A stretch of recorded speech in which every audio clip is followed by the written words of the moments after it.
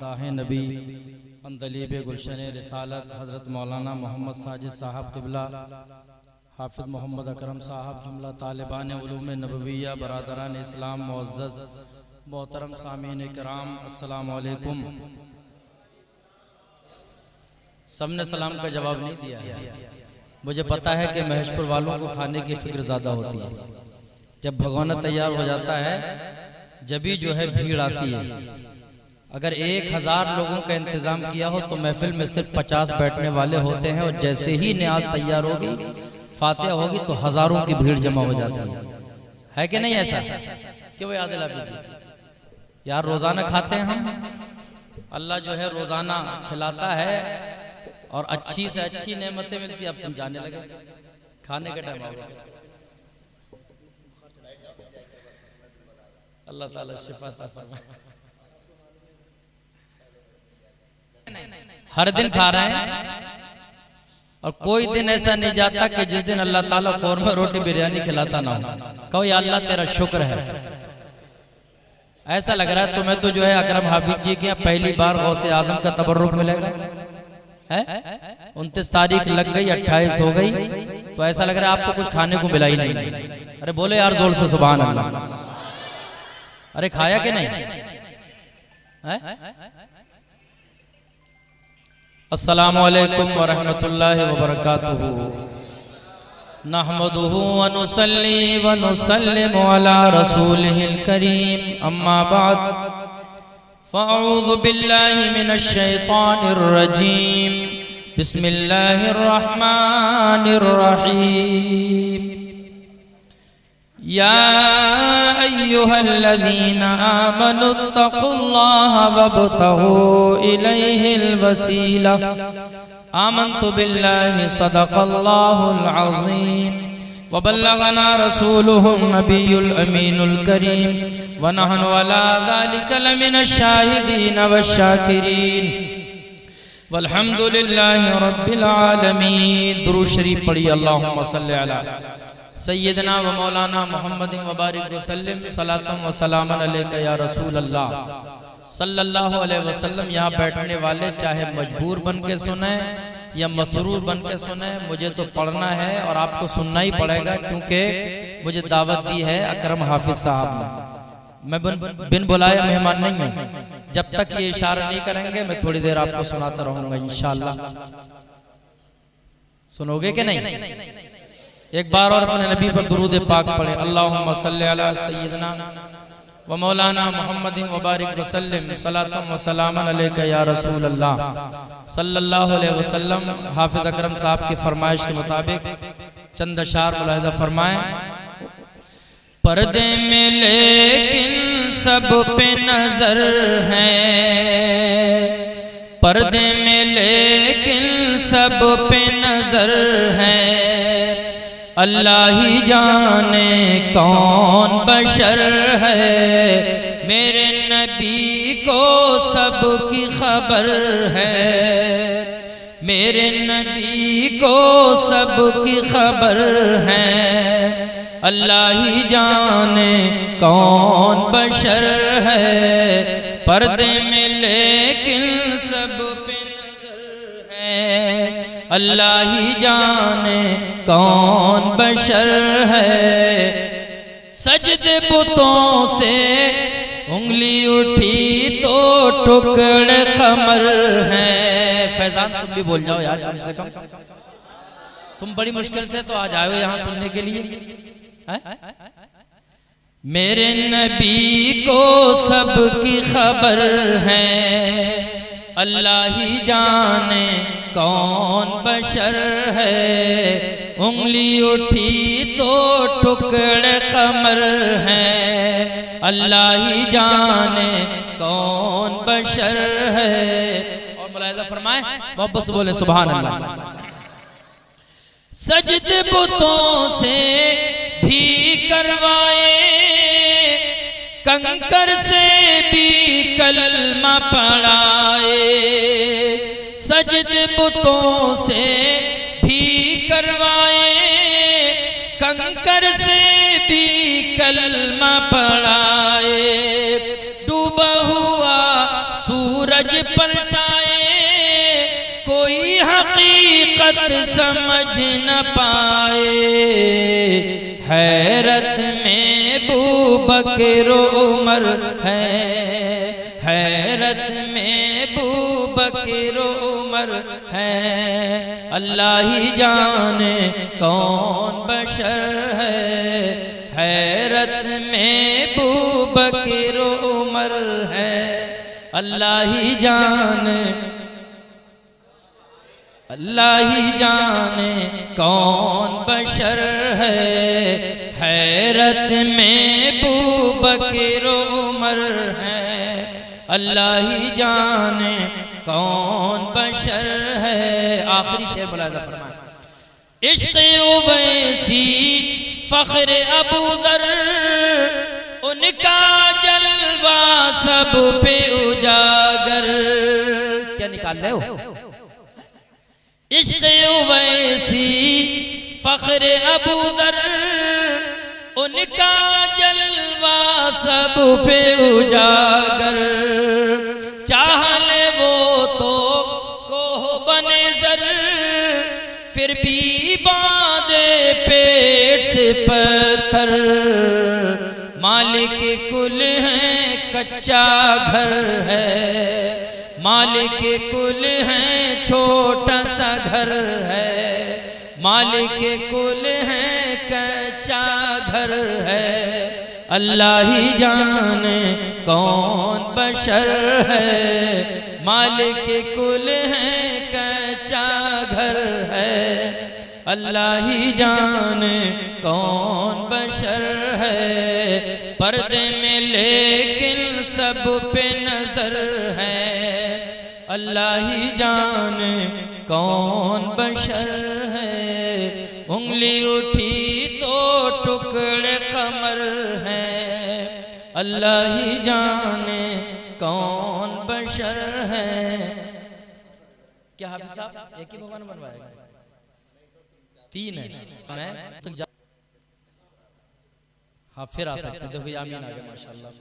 सलाम की आवाज जैसे ही सुनी तशरीफ आ गई।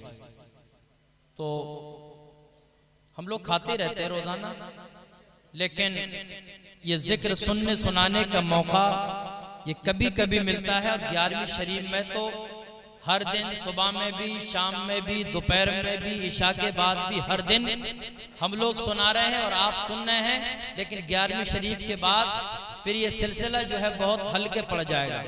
फिर तो तीजा होगा या 40वां होगा या बरसी होगी, फिर नंबर आएगा। क्यों भाई?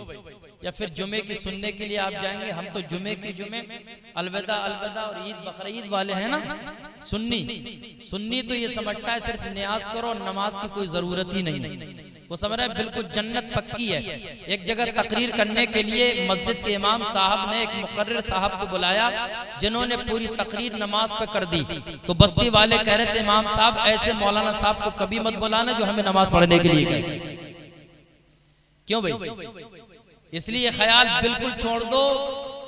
जो न्याज में लगे हुए हैं सिर्फ वो भी गलती पे हैं। जो न्याज की मुखालफत कर रहे हैं और नमाज में लगे हुए हैं वो भी बड़े बेवकूफ हैं। नमाज भी जरूरी है और उसके साथ साथ न्याज भी करें। ये न्याज भी काम आएगी और इंशाअल्लाह नमाज भी काम आएगी। सुन्नियों ये गलतफहमी छोड़ दो। जन्नत में लेके जाएगी दोस्तों नमाज।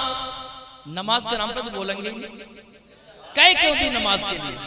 बिल्कुल खामोश हो गए जब मैंने नमाज का जिक्र किया। इनके अलावा ये तो बेचारे पढ़ते ही नहीं, समझे नहीं। जन्नत में लेके जाएगी ऐ दोस्तों नमाज, दीदार हक कराएगी ऐ दोस्तों नमाज। जन्नत में नरम नरम बिछौनों के तख्त पर आराम से सुलाएगी है दोस्तों नमाज। पढ़ते रहो नमाज साथ लो सामान आखिरत, महशर में काम आएगी है दोस्तों नमाज। और याद रखो ये हाफिज अकरम साहब ने मुझे आपको जिक्र करने के लिए बुलाया, मैंने सुनाया, आपने सुना। हम लोग सब जिक्र की बरकतों से इंशाअल्लाह मुस्तफीज़ो मालामाल होंगे। वैसे तो याद रखो, अल्लाह ने हमें आपको सबको पैदा किया, हर नेमत पे उसका शुक्र जरूर बनता है। क्यों भाई? फैजान का चैनल जब ये कोई वीडियो अपलोड करते हैं तो एक जो है लाइक जरूर बनता है। क्यों भाई? अल्लाह ने पैदा किया तो उसकी हर नेमत पे, हर सांस पे, हर नेमत पे अल्लाह का शुक्र जरूर बनता है। अल्लाह ने पैदा किया, सुबह से लेकर शाम तक 24 घंटे के अंदर इंसान के ऊपर हर वक्त खुदा की रहमतों नेमतों का नुज़ूल हो रहा है। ये सांस चल रही है, ये भी खुदा की नेमत, ये हाथ हिल रहे हैं, ये भी खुदा की नेमत, ये आंखों के पलक चल रहे हैं, ये भी खुदा की नेमत, ये जबान बोल रही है, ये भी खुदा की नेमत, दिल की हरकतें बिल्कुल जारी हो सारी, ये भी खुदा की नेमत। हर नेमत पे उलमा ने लिखा है, हर लम्हा, हर मिनट, हर सेकंड अल्लाह का जिक्र और शुक्र इंसान के ऊपर जरूरी है। बल्कि एक बात में आप, अरे बोलो यार, इसमें शर्म की क्या बात है? अरे जाते हैं कि नहीं? अगर ये न जाए ना, ये रुक जाए तो जान पे बना। क्यों भाई? एक साहब का पेशाब रुक गया तो बेले फिर रहे थे वो, समझे, बेचैनी बेकरारी। तो जब डॉक्टर के यहाँ लेके गए, फिर कोई ऐसी दवा लगाई, फिर उनका पेशाब आया तो कहने लगे जान में जान आ गया। तो ये निज़ामे कुदरत है, इंसान की जिंदगी और इंसान की हयात, इंसान जो बाकी है वो निज़ामे कुदरत की वजह से बाकी है। अल्लाह ताला ने हमारे आपके लिए निज़ाम बना दिया, अगर ये रुक जाए, अपने महल से न निकले तो इंसान मर जाए, इंसान बेला फिरे, इंसान बेकाबू हो जाए। यहाँ पर उलमा ने ये बात लिखी है कि जब इंसान पे अल्लाह की नेमतों का नुज़ूल हो रहा है, हर वक्त हर मिनट इंसान के ऊपर अल्लाह का जिक्र और शुक्र जरूर बनता है। यहाँ तक कि अगर इंसान बैतुल खुला के अंदर क़ज़ाए हाजत के लिए चला जाए, वहाँ पर इंसान जिक्र न करे, वहाँ पर कलमा न पढ़े, वहाँ पर दुरूद न पढ़े, वहाँ पर कुरान की तिलावत न करे, वहाँ ये न कहे या अल्लाह तेरा शुक्र है, बल्कि उतनी देर तक खामोश रहे। अगर कोई काम वाला कारीगर भी आवाज दे तो बिल्कुल खामोश रहे, या न कहे कि फिलहाल जगह फीस रखा हुआ है। क्यों भाई? वो कारीगर आए, उसे जरा इतने 1000 रुपए दे दे। जीशान में समझ रहे हो कि नहीं? अरे पीछे वालों की बात पल्ले पड़ रही है कि नहीं? बिल्कुल खामोश रहने का हुक्म है। किसी का भी फोन हो जाए तो फोन पे बात करने की भी वहां इजाजत नहीं है। अरे कुछ बात समझ आ रही कि नहीं?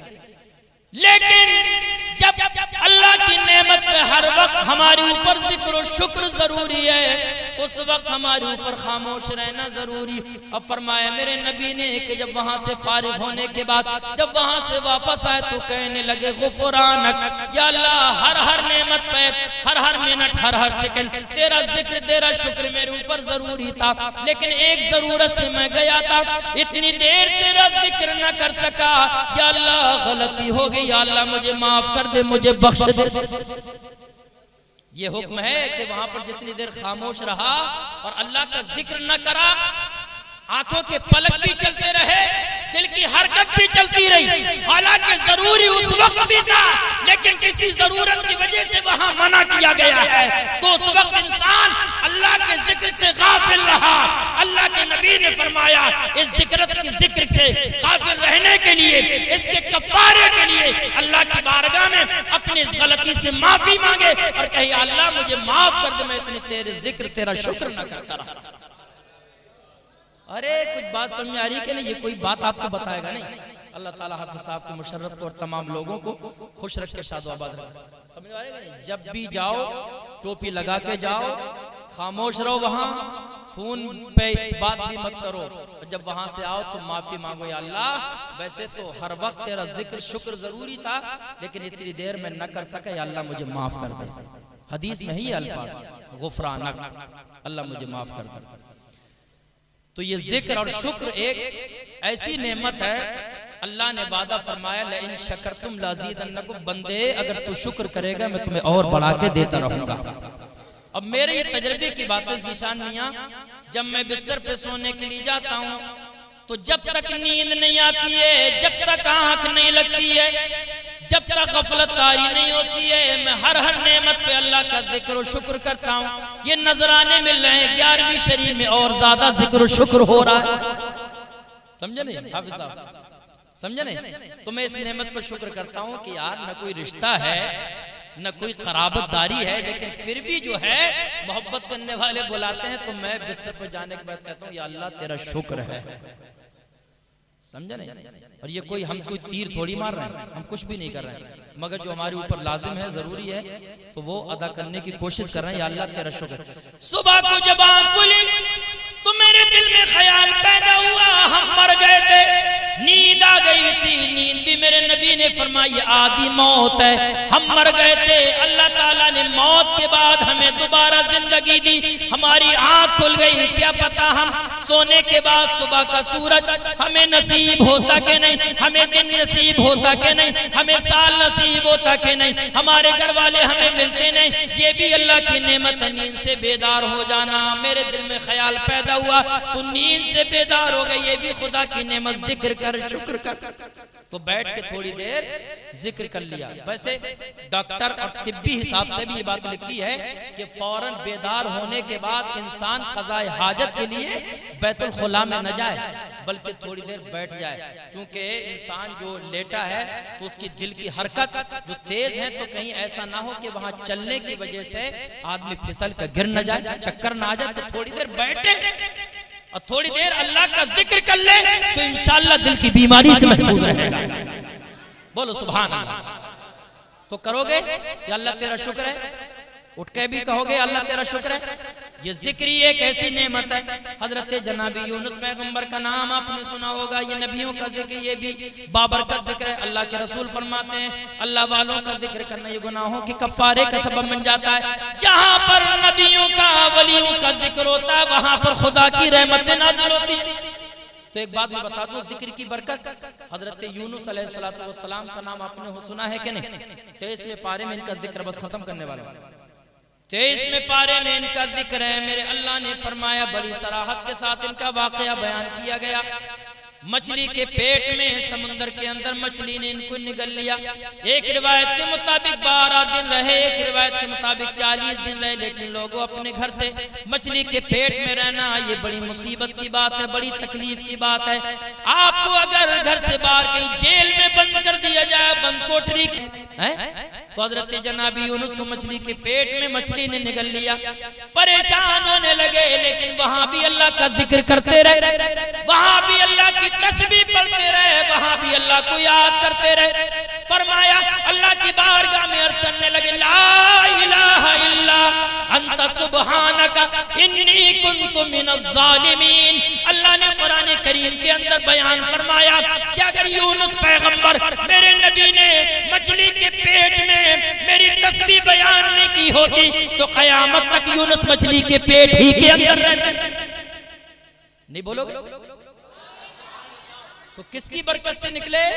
कुरान फरमाता है, फलौला अन्नहु काना मिनल मुसब्बिहीन। अगर यूनुस तस्बीह नहीं पढ़ते, अगर यूनुस मेरी पाकी बयान नहीं करते, अल्लाह ताला बच्चों को शादो आबाद रखे, कामयाब फरमाए। अल्लाह ने कुरान में फरमाया कि अगर तस्बीह नहीं पढ़ते तो निकलते नहीं, बल्कि क़यामत तक मछली के पेट के अंदर रहते। पता चला कि जिक्र करने से, अल्लाह को याद करने से अल्लाह मुसीबतों से छुटकारा और नजात अता फरमाता है। समझ रहे हैं कि नहीं? आज भी आयत करीमा मदरसों के अंदर, कली जो है जाकिर चच्चा के नाम से बड़े नामवर और बड़े एक नामवर आदमी थे बरेली शरीफ के अंदर, डरते थे लोग, कांपते थे। उनके बेटे की तबीयत खराब, तो कल जो आयत करीमा का 1.25 लाख मरतबा इस आयत करीमा का विर्द जो है मुसीबतों को टाल देता है। ये वही विर्द है जो यूनुस ने मछली के पेट में किया था। तो जिक्र किया करो, अल्लाह को याद किया करो। नमाज पढ़ना ये भी जिक्र है, ये महफिल सजाना ये भी खुदा का जिक्र है, घर के अंदर कुरान पढ़ना ये भी खुदा का जिक्र है। हमारी माए बहनें भी सुनती होंगी, वो भी सुने। अगर तुम्हारे बच्चों के कारोबार में बरकत नहीं हो रही है, 33 मरतबा सुभान अल्लाह पढ़ो, 33 मरतबा अल्हम्दुलिल्लाह पढ़ो, 34 बार अल्लाह अकबर पढ़ो। इसको फातिमा की तस्बीह कहा जाता है। इसको पढ़ेंगे तो इंशाअल्लाह तुम्हारे बच्चों के कारोबार में अल्लाह खैर और बरकत अता फरमाएगा। लेकिन इस पे तवज्जो है क्या? इस पे ध्यान नहीं है, नमाज पे ध्यान नहीं है।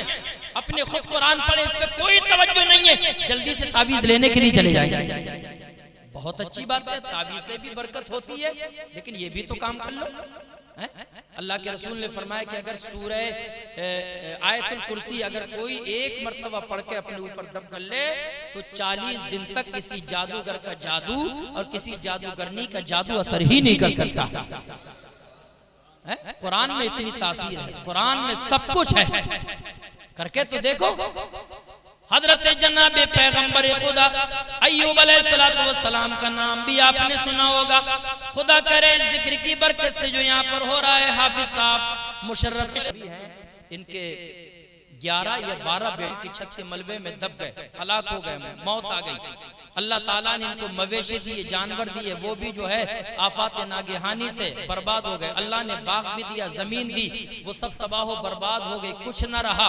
यहाँ तक के सर से लेकर पांव तक जनाब पैगंबर खुदा अय्यूब अलैहिस्सलाम की जिसमें भी बीमारी लग गई, लोगों ने, बस्ती वालों ने साथ छोड़ दिया। बीबी वफादार थी, अल्लाह की नेक बंदी, उसने साथ दिया, लेकिन कभी भी नाशुक्री नहीं की। हमारे ऊपर, हमारे घरों में मुसीबतें आ जाएं तो हमारी माएँ बहनें कहने लगती हैं कि मेरे घर में मुसीबत आने को रही, जलने लगी, हसद करने लगी, दूसरों के बच्चों पे नजरें मारने लगी। याद रखो, किसी का कारोबार अच्छा चले तो नजरें मत मानो, किसी पे निगाहें ऐसी मत डालो जिसकी वजह से, तुम्हारी बुरी निगाह की वजह से किसी का बेटा तबाह हो जाए।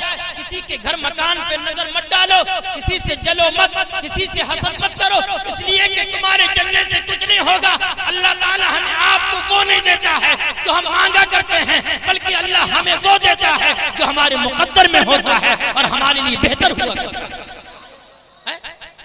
मस्जिद में जाने के बाद हमने कितनी दुआएं मांगी, आपने भी मांगा होगा, अल्लाह हमें ये दे दे, हमें ये दे दे, लेकिन वो सब कुछ ना मिला होगा।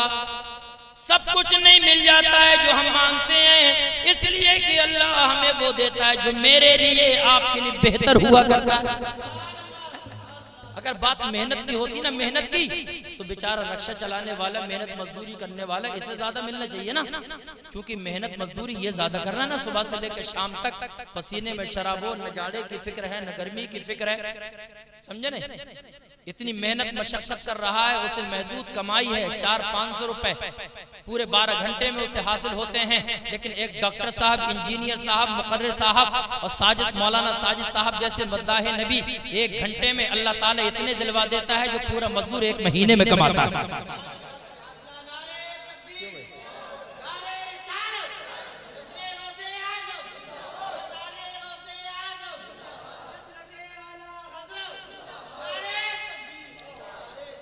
तो बात क्या है? बात मेहनत की नहीं है यार। अगर मेहनत की बात होती मजदूर को ज्यादा मिलना चाहिए था। बात मेहनत की नहीं है, बल्कि अल्लाह के मुकद्दर की बात है। अगर किसी का कारोबार अच्छा चल रहा है तो अल्लाह ने मुकद्दर में लिख दिया, अल्लाह इसके बच्चों को तरक्की अता फरमाए। बिला वजह चल रहे हैं, बिला वजह चिढ़ रहे हैं, बिला वजह जो है परेशान है, कारोबार इसका चल रहा है और इनके पेट में बिला वजह में दर्द हो रहा है, इसे बिला वजह में रात को नींद नहीं आ रही, इसे बिला वजह में परेशान है। इसलिए जलो मत, हसद मत करो, रश करो, रश जिसका हदीस में हुक्म दिया गया, ये कहो या अल्लाह जैसा इसका कारोबार चल रहा है अल्लाह ये भी बहुत तरक्की करे, और ये जैसे तरक्की कर रहा है या अल्लाह मुझे भी तरक्की अता फरमा दे। तो बात सच्ची है, कोई बात नहीं, इसमें कोई गुनाह नहीं है, और ये करोगे इंशाअल्लाह अल्लाह ताला तुम्हें माला माल कर देगा।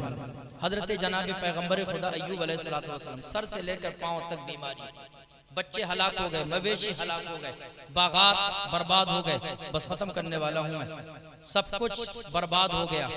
लेकिन कहने लगे एक दिन, अन्नी मस्सनियद्दुर्र, ए मालिक मौला, मैंने बड़ी बड़ी परेशानियों का सामना किया, बड़ी तकलीफें आई, बच्चे भी हलाक हो गए, मवेशी भी बर्बाद हो गए, घर मकान तबाह हो गया, और सारी दुनिया की जायदाद मेरे हाथ से चली गई। लेकिन मालिक मैं तेरी रजा पे अब भी राजी हूँ। या अल्लाह मैं भी तेरा नाशुक्रा बंदा नहीं बनना चाहता। अल्लाह मैं भी तेरी रहमत से ना उम्मीद नहीं हूँ। व अंत अरहमुर राहिमीन, मालिक मौला तू बड़ा करीम है, तू बड़ा रहीम है। अल्लाह मुझे अभी भी उम्मीद है कि तू मेरे ऊपर करम फरमाएगा, रहम फरमाएगा। इतना कहा था, रास्ते के अंदर चल रहे थे, अल्लाह का हुक्म नाजिल हो गया और ऐ मेरे नबी, ऐ मेरे पैगंबर, अय्यूब अलैहिस्सलाम जमीन पे पांव मारो। जब जमीन पे पांव मारा, अल्लाह ताला ने जमीन से पानी के चश्मे निकाल दिए। ये सब कुरान में लिखा है। 23वें पारे में आला हजरत इमाम अहले सुन्नत फाजिल बरेलवी रज़ी अल्लाह ताला अन्हु का तर्जुमा कंजुल ईमान पढ़ा करो, इंशाअल्लाह ईमान ताज़ा हो जाएगा। इल्म के खजाने आपको वहां मिलेंगे इंशाअल्लाह। आपको मुस्तफ़ा की हदीसें भी मिलेंगे और मसाइल शरिया भी मिलेंगे और इंशाअल्लाह कुरान के जो रुमूज़ और असरार हैं अल्लाह ताला उन पे भी आपको वाक़फ़ियत अता फरमाए। लेकिन पढ़ेंगे ही नहीं, खाली गौस की बिरयानी खाने से काम नहीं चलेगा। बिरयानी खाली ऐसे बन गए गौस के दीवाने हैं। गौस की करामतें तुम्हें बहुत याद रहती हैं, लेकिन तुम्हें सीरत गौसे आदम की ये बात याद नहीं रहती कि गौसे आदम ने ये भी फरमाया, दरस्तुल इल्म हत्ता सिरतो कुतुबा, मैं जो कुतुब बना हूँ वो इल्म की दौलत की वजह से बना हूँ। बोलो किसकी वजह से? इतने बड़े वली हैं कि माँ के पेट में उन्होंने 18 पारे याद कर लिए, मदरसे में पढ़ने के लिए जा रहे हैं। फरिश्ते भी कह रहे हैं अल्लाह के वली के लिए जगह दे दो। इतने बड़े वली हैं गौसे आदम कि जैसे नबियों के अंदर हमारे नबी सबसे बड़े मर्तबे वाले हैं, ऐसे वलियों के अंदर गौसे आजम सबसे बड़े मर्तबे वाले हैं। जब इतने बड़े वली गौसे आजम मदरसे का दरवाजा तलाश कर रहे हैं, मदरसे में पढ़ने के लिए जा रहे हैं, तो यार तुम्हें गौसे आजम के गुलाम हो, तुम्हें पढ़ना लिखना मना है क्या? न तुम्हें नमाज पढ़ने का तरीका पता है। और एक बात कह दूं मैं, मुझे तो शायद इत्तेफाक ऐसा हुआ ही नहीं कि किसी ने ये पूछा कि नमाज में शर्तें कितनी हैं, नमाज में फराइज कितने हैं। अगर पूछेगा तो ये पूछेगा, ख्वाब वाले तो इतने फोन करते हैं रोजाना कि हजरत मैंने आज जो है घोड़ा देखा है। परसों मुझे फोन कर रहा था एक लड़का, कह रहा घोड़ा देखा है, और मैं रात का जागा हुआ तो मैंने कहा घोड़ा देखा है, कोई बात नहीं, कोई परेशानी नहीं आएगी। हमारे गुनाहगारों के नापाक जो सो जाते हैं ये शैतानी ख्वाब होते हैं, शैतान डराता है। बोला नहीं, मैंने यूट्यूब पे देखा है, इसकी ये ताबीर है, समझे। अब वो फोन आया था मेरे गाँव से, तो मैं उसको समझाने लगा कि ये शैतानी ख्वाब है, कोई बात नहीं, तुम पे कोई परेशानी नहीं आएगी, और अगर तुम्हें शक है तो सदका कर दो, अल्लाह मुसीबत को टाल देगा। तो कहने लगे नहीं, मैंने गूगल पे जो है इस ख्वाब की ये ताबीर देखी। मैंने कहा तेरा दिमाग खराब है। मैं थोड़ा नाराज हो गया, फिर मुझे लगा कहीं मेरे अब्बा से शिकायत ना कर दे, क्योंकि गांव में ये भी कहने लगता, अरे साहब इनको घमंड बहुत आ गया है। ये मैं बिल्कुल यहाँ बैठ के मिंबर रसूल पे बैठ के बात कर रहा हूँ। ये ख्वाब वाली बात, मैं परेशान हूँ इतने मैं कोई इल्म ताबीर का जो है कोई आलिम थोड़ी है। और ये गूगल पे जो भरोसा कर रहे हैं, इस पे भरोसा मत करो। इस यूट्यूब और गूगल के चक्कर में न जाने कितने जवान गुमराह हो गए। वो मिर्जा जहन्नमी कमबख्त, वो सिद्दीक अकबर के बारे में गलत बोले, उमर के बारे में गलत बोले, उस्मान गनी के बारे में बोले। अरे यार जरा नौजवानों सुनो, तुम यूट्यूब के चक्कर में, अरे जहन्नमी मौलवियों के चक्कर में इनकी बातों को सुनने के बाद ईमान खराब कर रहे हो, अकीदा खराब कर रहे हो। यार तुम तो बरेली के सरजमीन पर रहते हो, अल्लाह ताला ने बरेली को आला हजरत की सरजमीन बना दिया है। जाने कितने उलमा हैं, कितने मुफ्ती हैं, आपको हर बात का जवाब यहाँ पर मिलेगा।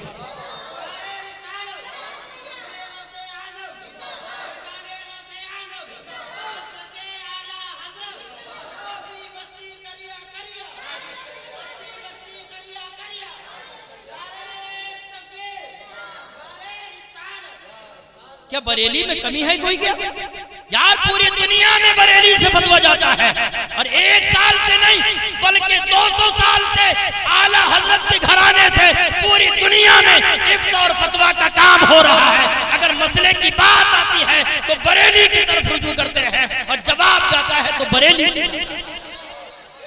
पूरी दुनिया में आज भी आला हजरत फाजिल बरेलवी रज़ी अल्लाह ताला अन्हु का फतावा अफ्रीका, समझे, किताबी शक्ल में है। उस जमाने में भी आज से 100 साल पहले भी अफ्रीका और पूरे अरब ममालिक से आला हजरत की बारगाह में फतवे आते थे और आला हजरत उनका जवाब दिया करते थे, समझे ने। तो यूट्यूब के मौलवियों के चक्कर में शब बारात के मौके पे अभी चंद साल पहले एक मौलवी ने, यूट्यूब के एक मौलवी ने कहा कि अगर 2 रकत नमाज इस रात में पढ़ लोगे तो पूरी जिंदगी की नमाजें माफ हो जाएंगी। तो पढ़ने की जरूरत ही नहीं है, लगा दो मस्जिदों में ताले, भगाओ इमामों को, पढ़ लो बस शब बारात में 2 रकत, पूरी जिंदगी की नमाजें माफ हो जाएंगी ना। इसलिए इस पे भरोसा मत करो।